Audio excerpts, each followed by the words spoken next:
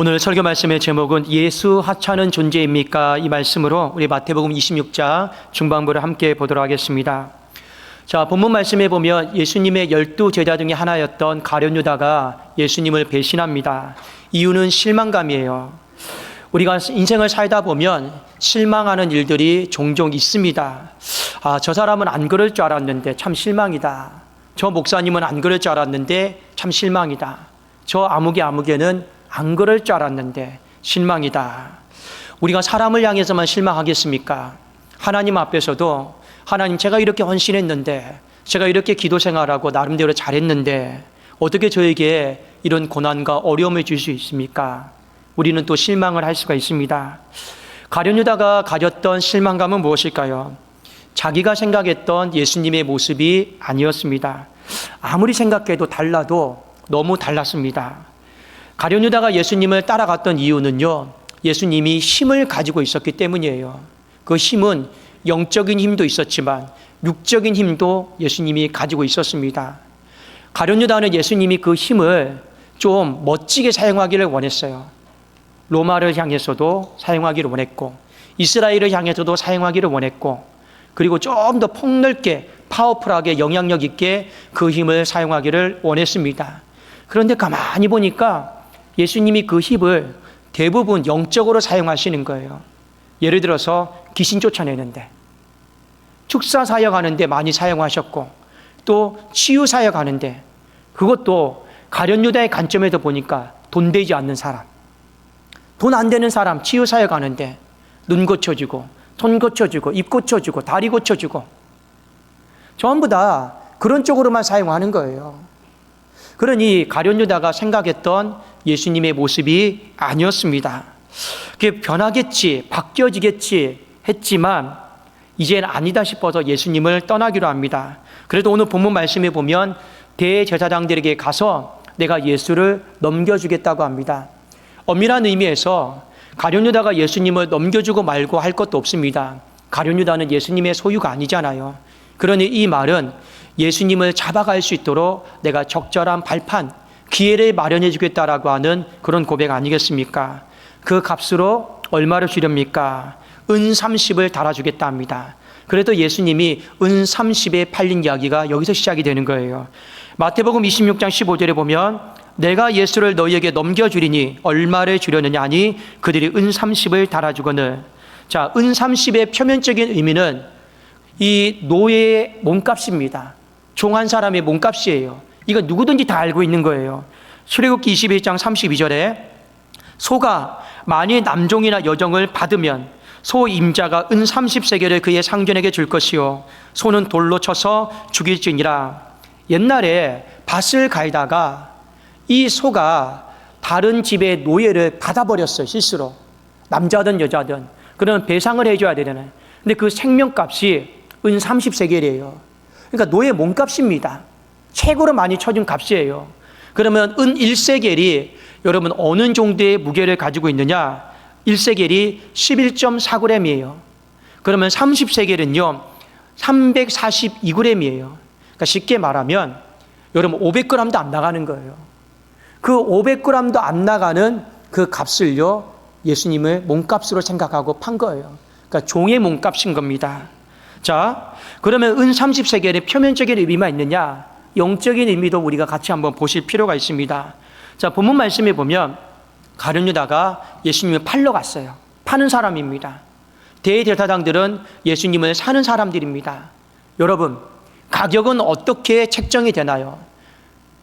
가격은 어떻게 책정이 되나요?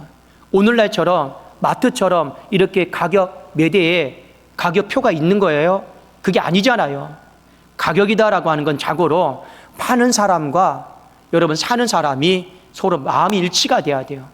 그러니 어떻게 합니까? 파는 사람은 더 받으려고 하고 사는 사람은 덜 주려고 하고 이게 어느 정도 오르고 내리고 해야지만이 흥정이 돼야지만이 가격이 책정되는 거 아니겠습니까? 그런데 오늘 말씀에 보면 뭐가 없느냐? 파는 사람도 그렇고 사는 사람도 그렇고 흥정이 없어요.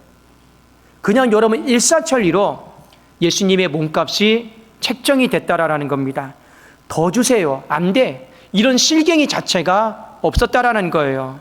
자, 그럼 이것이 무슨 의미냐? 은 30세겔은 당시에 이스라엘 백성들은 의미를 다 알고 있었고, 그렇다면 가룟 유다가 평소에 예수님을 하찮은 존재로 생각했다라는 거. 그리고 대제사장들도 예수님을 위험스러운 인물이지만 하찮은 존재로 생각했다라는 거. 이것이 바로 그들이 갖고 있었던 예수님에 대한 영적인 몸값이었습니다. 그런데 마태복음 26장 바로 앞에 어떤 사건이 나옵니까? 한 여인이 300데나리온이나 되는 이 향유옥합을 예수님께 쏟아부었어요. 대비되지 않습니까? 뭐가 대비되는 거예요? 어떤 사람은 예수님을 진짜 귀한 존재로, 가장 예수님을 영화로운 존재로 생각했던 반면에 예수님 지근거리에서 섬기고 따랐던 가룟 유다는요, 예수님을 지극히 하찮은 존재로 생각했다라는 거예요.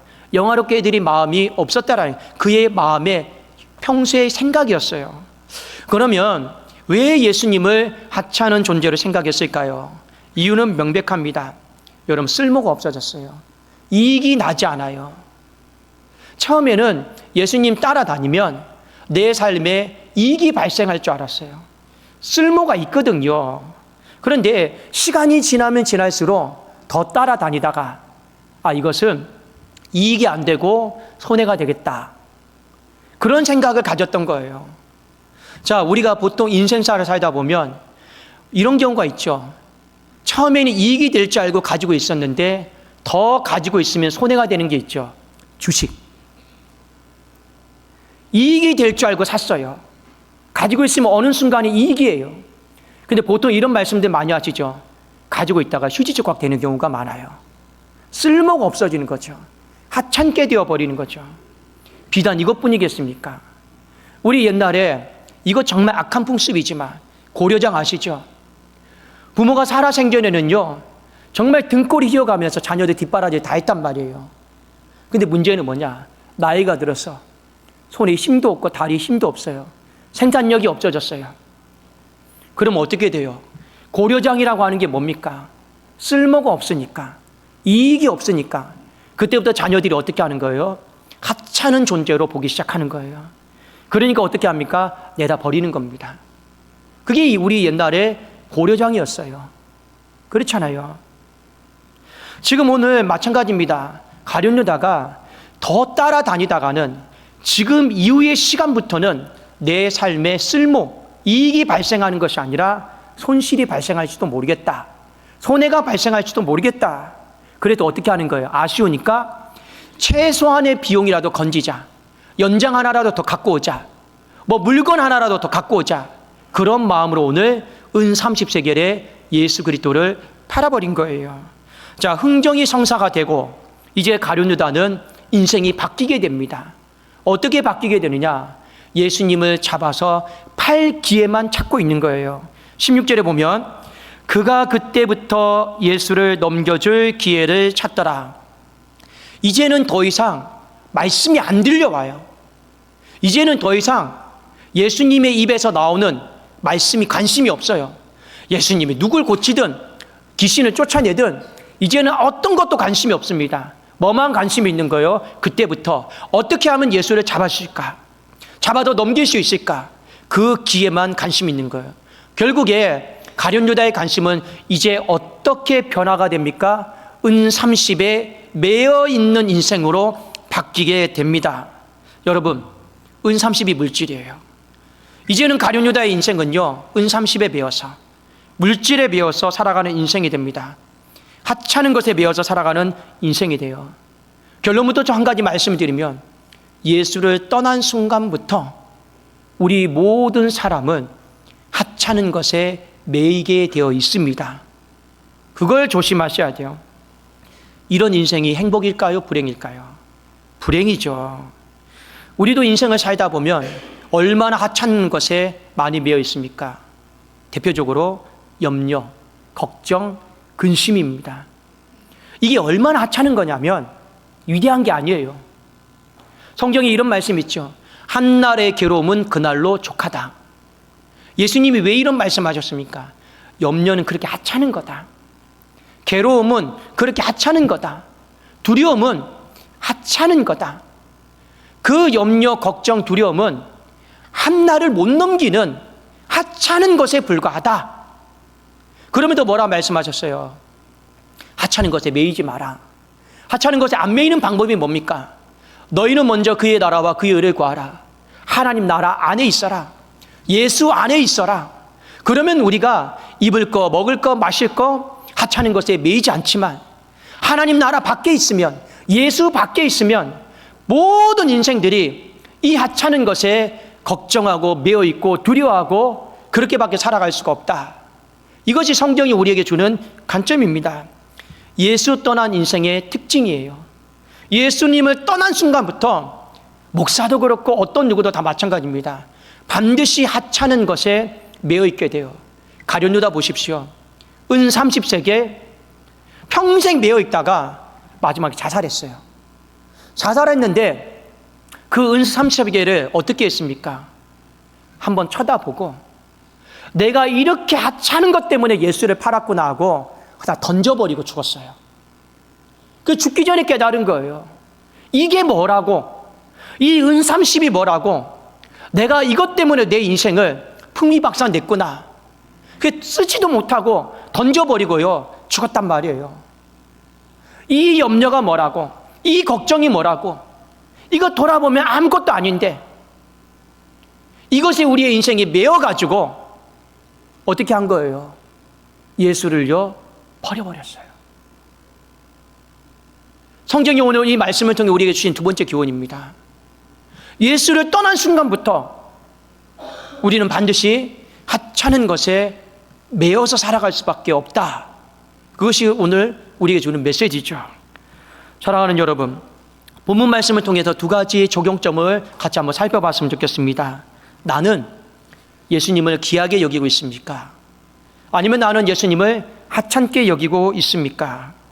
당연히 귀하게 여기는 줄로 믿습니다. 그런데 우리 안에 본문의 관점을 살려서 보면 실망감이 있어요. 하나님 앞에서. 하나님, 저는 이 문제를 놓고 이렇게 하나님 앞에 기도했는데 왜 응답해 주지 않습니까? 저는 이 문제를 놓고 하나님 앞에 나름대로 그렇게 애를 썼는데 왜 변화가 없습니까? 실망감이죠. 제가 청년 목회를 할 때 한번 이런 경우가 있었습니다. 어떤 한 남자 청년이요, 찬양은 뜨겁게 잘해요. 예배도 잘 드려요. 근데 가만히 살펴보니까 기도를 안 해요. 기도 시간에 멀뚱멀뚱 이렇게 눈 뜨기도 하고 눈 감기도 하고 딴짓을 해요. 조용히 물었습니다. 너 왜 기도를 안 하냐? 목사님, 저는 평생 기도 안 할 거예요. 왜? 제 인생에 가족의 문제를 놓고 하나님 앞에 정말 울면서 절박하게 기도했는데 하나님 안 들어줬어요. 그 뒤로 자기는 다짐을 했대요. 평생 기도하지 않으리라. 들어주지도 않을 거면서. 우리 안에 그런 실망감들이 있어요. 그리고 그 청년에게는 그 이후로 기도는 하찮은 것이 되어버렸어요. 이게 있습니다. 근데 여러분 잘 생각해 봅시다. 내 안에 그런 하찮게 여기는 마음 갖는 게 맞습니까? 아니잖아요. 어디에 보면 가룟 유다가 예수님을 그렇게 버린 건 인간의 관점으로 바라보고 결과 아닙니까? 하나님의 관점으로 바라본 게 아니지 않습니까? 지금 우리의 삶에 일어난 그 실망감도 인간의 관점으로 바라보면 이해되죠.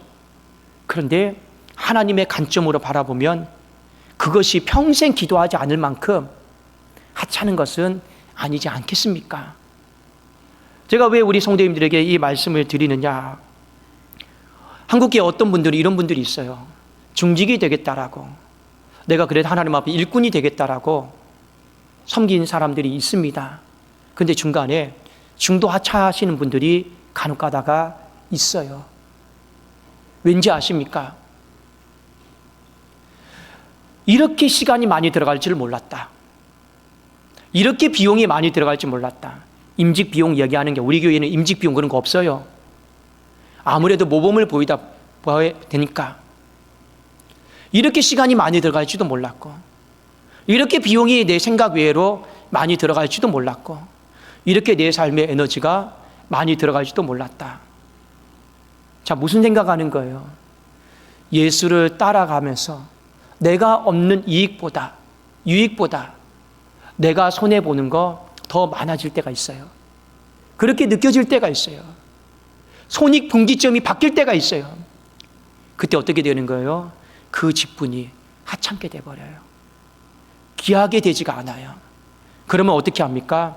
버리더라고요. 사랑하는 여러분, 내가 주님을 귀하게 여기는지 하찮게 여기는지는요, 무엇을 보면 아느냐? 예배 드리는 태도를 보면 압니다. 말씀을 듣는 태도를 보면 압니다. 이 예배를 드리는 태도와 말씀을 듣는 태도를 보면 다 보여요. 성경에 뭐라고 되어 있습니까? 여호와의 눈은 온 땅을 두루 감찰하사 전심으로 하나님을 찾는 자를 보신다 했습니다. 감찰하신다고 했어요. 예배 드리는 태도, 사람은 모르죠. 말씀을 듣는 태도, 사람은 모르죠. 근데 하나님은요, 다 보고 계세요. 그 예배를 귀하게 여기는지, 그 말씀을 귀하게 여기는지요, 다 보고 있단 말입니다. 혹여 우리의 마음속에 실망감이 있다 할지라도, 설령 내가 주님을 그렇게 따라다니고 섬겼는데 내 삶이 자꾸 손실이 발생한다 할지라도, 저나 여러분이 주님을 하찮게 여기지 않고 귀하게 여길 수 있기를 주님의 이름으로 축원합니다. 또 하나, 예수님을 떠나면 반드시 인생은요, 하찮은 것에 매여 있게 됩니다. 이건 진리입니다. 솔직히 가룟유다는 나름대로 나는 잘 살았다고 생각했습니다. 솔직히 제일 똑똑한 사람이니까요. 흥정도 잘하고 속으로 나머지 제자들을 향해서 정죄했을지도 모르겠습니다. 이 어리석은 것들 계속 따라가 봐라. 손해만 볼 걸, 불행해질 걸. 그런데 정작 불행해진 건요, 본인 자신이에요. 그는 이제부터 하찮은 것에 매여 있었고 거기에서 헤어나오지를 못했기 때문에 그렇습니다. 성경의 한 예를 들어볼까요? 이스라엘의 초대 왕 사울이 있습니다. 하나님이 하찮은 인생을, 베냐민 지파를, 가장 작은 지파를 왕으로 삼으셨습니다. 그런데 그 사람의 인생의 한 가지 특징이 뭐냐? 평생을 하찮은 것에 매여서 왕노릇 제대로 못한 거예요. 그 하찮은 것이 무엇입니까? 한 사람을 향한 미움, 시기, 질투, 이거에 매여서요, 평생을 왕직을 던져버렸어요. 그냥 다윗에 대한 미움, 다윗에 대한 시기심, 다윗에 대한 질투. 솔직히 여러분, 이거 돌아보면 아무것도 아니거든요. 아무것도 아니다라는 걸 뭘 보면 아느냐? 제가 우리 성도님들 장례 예배 드리기 전에 간혹 가다가 임종 예배를 드릴 때가 있습니다. 예, 돌아가시기 전에 다 내려놓는단 말이에요. 어지간한 재물도 못 가져가니까 내려놓죠. 근데 꼭 그 중에 한 가지 내려놓는 게 뭐냐? 이런 고백 많이 해요. 목사님, 부질없이 사람 미워했습니다. 부질없이 사람 정죄했습니다. 부질없이 그 사람을 향해서 평생을 그렇게 내 에너지 소비했습니다. 정말 맞아요. 다 부질없고 하찮은 거예요. 쓸데없는 거예요. 그런데 어떻게 해요? 우리는 그것이 내 인생의 전부있냐?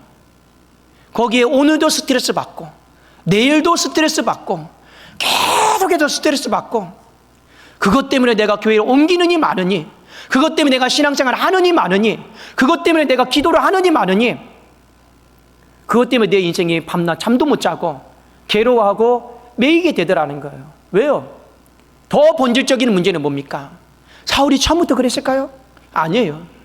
사울이 하나님의 말씀을 떠난 순간부터 그의 마음속에 하찮은 것에 매이기 시작을 했습니다. 저도 오늘 이 말씀을 준비하면서 하나님 앞에 먼저 돌아봤습니다. 하나님, 저는 하나님 보시기에 어떤 하찮은 것에 매여 있습니까? 하나님 앞에 곰곰이 생각을 했어요. 그런데 주께서 저에게 주신 마음은 그런 마음입니다. 이 옆에 건물이 877의 7호거든요. 우리 전도회시 쓰고 있고 사택으로 쓰고 있잖아요. 집을 다 비워놨는데 누수가 있어요. 그런데 일주일 동안 정말 어제도 밤에도 새벽에도 잠을 솔직히 못 잤어요. 누수가 있다 보니까. 근데 저에게는 솔직히 교회와 관련된 건물이든 사람이든 그 어떤 것도 하찮은 것이 없습니다. 당연히 사람은 성도이니까 귀하게 여겨야 되는 거고, 제가 건물을 여러분 좋아하는 게 아니에요. 성도들이 거주하는 공간이기 때문에 귀하게 여기고 싶은 마음뿐이에요. 그런데 주께서 저에게 주신 마음은 뭐냐? 그 누수도 내려놔라. 그것 때문에 예수님 앞에 집중하지 못하고, 그것 때문에 예배를 놓치고, 그것보다도 내려놔라. 그러면서 제가 하나님 앞에 회개했습니다. 하나님, 제가 예수 안에 있지 못함을 회개합니다. 제가 하나님 안에 있지 못함을 회개합니다.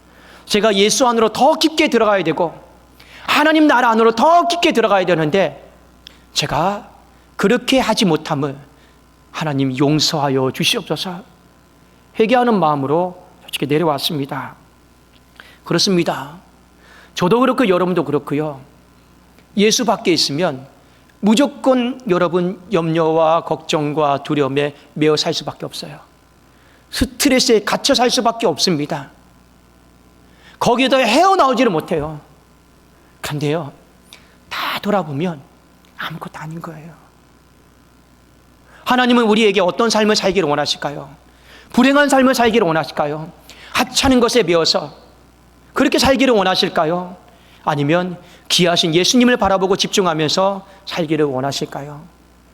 우리의 인생의 모든 하찮은 것들을 벗어버리고 매여 있지 마시고 우리 더욱더 예수님 앞에, 예수님 안으로 들어갈 수 있기를 주의 이름으로 축원합니다.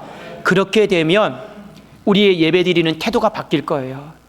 기도의 마음이 바뀌어질 거예요. 우리가 하나님 앞에 말씀을 듣는 태도가 바뀌어질 거예요. 하찮은 것이 떠나가 버리면 그때부터는 예배드릴 때 소망의 마음을 가지고 예배드리고, 하찮은 것들이 떠나버리면 기도할 때, 찬양할 때, 말씀드릴 때 우리 안에 소망의 역사가 있게 될 줄로 믿습니다. 그것이 바로 예수의 능력입니다. 오늘 이 말씀 잘 기억하시고 우리 예수님을 귀하게 여기고 하찮게 여기지 않겠습니다. 또 하나, 우리가 예수 안에 살겠습니다. 예수 밖으로 나와서 진실로 그렇게 살지 않겠습니다. 그런 믿음의 고백 속에서 이번 한 주 귀한 것을 귀하게, 가장 귀하신 예수님을 소중하게 영화롭게 할 수 있는 저와 여러분이 될 수 있기를 주님의 이름으로 축원합니다. 기도하겠습니다. 살아계신